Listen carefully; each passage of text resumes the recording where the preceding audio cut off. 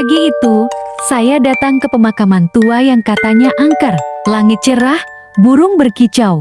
Tapi entah kenapa, suasananya tetap mencekam. Setiap langkahku melewati batu nisan, terasa sepi. Terlalu sepi. Tiba-tiba, udara jati dingin.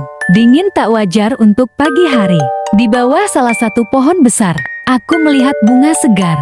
Dan di sampingnya, jejak kaki basah. Padahal rumputnya kering. Saat aku hendak memfoto, layar kameraku gelap. Dan bayangan hitam muncul sesaat di balik nisan. Padahal aku sendirian. Sejak pagi itu, aku tahu hantu tak hanya muncul saat malam. Karena pagi itu, aku pulang, membawa sesuatu yang tak kasat mata. Ikut bersamaku.